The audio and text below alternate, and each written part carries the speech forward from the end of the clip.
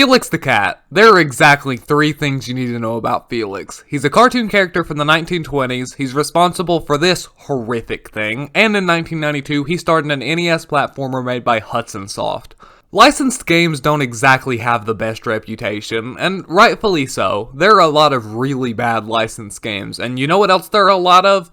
Good NES games. Good NES platformers even, so why would anyone want to spend their time playing through some random licensed mascot platformer? I'll tell you why, because it's fantastic. In fact, I'd go so far as to say it is my favorite platformer for the NES, and I want an excuse to play it again, so... In Felix the Cat, you play as Felix, the cat, who has to rescue his girlfriend from the evil professor who apparently doesn't have a name. Like, I looked it up, he's just called the professor. So, obviously, the only way for you to rescue Felix's girlfriend is to jump your way through 9 worlds and fight the professor. Each world has its own theme and ends with a boss fight, except for World 8 for some reason. The game looks really good, the colors are vibrant, there's a lot of variety in the worlds that you'll travel through. Every world looks quite different, and I really like it. The enemies are well designed too. I guess they aren't anything special, I just like how they look. One of this game's most interesting and, in my opinion, best mechanics is the power-up system. Throughout every level, you'll be collecting tons of these Felix head tokens. For every 10 you collect, you get a power-up. What kind of power-up depends on what kind of stage you're in. In every level, you start out with the basic boxing glove attack. In a standard grassy level, you'll be able to play as a magician that shoots stars, a car that honks its horn to attack, and a freaking tank. In air levels, you'll have a hot air balloon that tosses non-specific, unbranded flying discs, and an airplane that shoots straight-up bullets.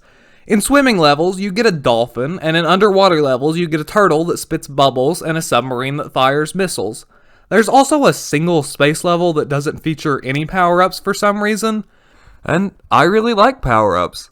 Collecting Felix medals is much more satisfying than, say, collecting coins in a Mario game, because, well, they actually do something. It's a little odd that there are a different number of power-ups depending on what kind of stage you're playing, since that pretty much means that that type of stage is automatically less forgiving. The power-ups are pretty fun to control though. Felix's jump is floaty and really forgiving. Imagine the exact opposite of Mega Man. Not ideal for tight precision platforming, but much easier to get into for some leisurely gameplay.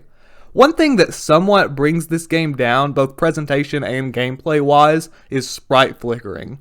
Tons of NES games suffer from this issue, and it usually doesn't really bother me, but this game takes it to a unique level in that literally anything near the top of the screen starts flashing semi-transparent, which makes it almost impossible to see enemies that swoop down like bats, which already blend in well with the background.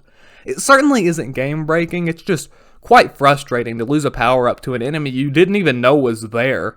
And of course, the issues continue in underwater levels, where enemies obviously might be floating above you. To keep complaining about one of my favorite NES games, the timer? So there's a timer on every level, just like in Mario, but unlike in Mario games, they never tell you that it's there, and there's nothing to alert you that you're almost out of time. The music doesn't speed up, the timer doesn't start flashing, so you'll just be like halfway through the game on a random level and then just die all of a sudden. Okay, so enough complaining. Why do I think this game is so great? I don't know, it's just really fun. I enjoy playing it. It's lively and upbeat, and it doesn't expect too much out of the player. Oh, yeah, did I mention that this game is easy? This game is easy. Not necessarily in the way that the levels don't challenge you, they just give you a ridiculous amount of lives. On my first playthrough, which, mind you, I have played this game a ridiculous amount of times already, I went into the final boss with 23 lives and beat him with 21 lives. On my second playthrough, which I played on my CRT, I went into the final boss with 47 lives, and I beat him on my first try. But even if you somehow manage to get a game over, which I never did, you still have 3 continues, so don't worry about getting sent back to the beginning. The game is also quite short. My first playthrough took a little less than an hour and a half, and my second playthrough took less than an hour. It's a good thing too, because this game does not feature a save or password system. After you beat the game, there isn't so much as a credit sequence, just a really long end screen, and then you're kicked back to the title screen with your high score. And that's pretty much it for Felix the Cat. On the NES. You see, in 1993, they re-released Felix the Cat on the original Game Boy. I had never played this version before, but I figured I might as well give it a go for this video. It's competent. For a Game Boy game, it's decent. Obviously, the vibrant colors of the original are missing, but most of the gameplay mechanics are still there, although for some unknown reason they seem to remove the ability to get 1-ups from professor-shaped clouds. The physics also feel a bit off if you're used to the original game, and the Game Boy version cuts a lot of levels, like a ton. It took me exactly 26 minutes to finish. Seriously, if I had paid $30 for this game back in the day, I would have been kind of upset. That's more than $1 a minute. So the Game Boy version is pretty good. No real reason to play it today when the NES version exists. But what about the Genesis version? So Felix the Cat was never officially released on the Sega Genesis, but that didn't stop some random Russian company from making a bootleg port of it. So why am I covering this version? Well, it's quite well known on the internet due to the incredibly disturbing game over screen that I don't think I'm even going to show in this video.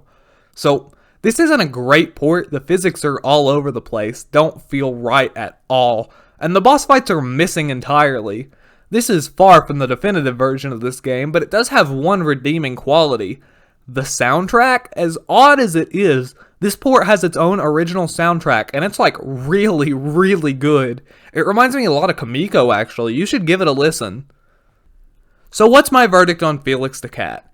It's really solid, and I think you should give it a try. The NES version is a great way to spend your afternoon if you aren't particularly busy, and while I won't claim that every single mechanic and level holds up to intense scrutiny, I still had a great time with it. I would love to see this game get more love online. There's only a few sporadic videos on it, and that's a shame. It's a real hidden gem in my opinion. So go check out Felix the Cat. Load it up on an emulator. After all, it's not like you have anything better to do. I have played so much Fortnite in the last 2 weeks. What have you all been doing during quarantine? Let me know in the comments. Obviously at this point you should know what to do. Drop a like on the video if you liked it. Follow me on social media. Twitch, Twitter, Instagram, and join my Discord server. And I guess subscribe if you haven't already.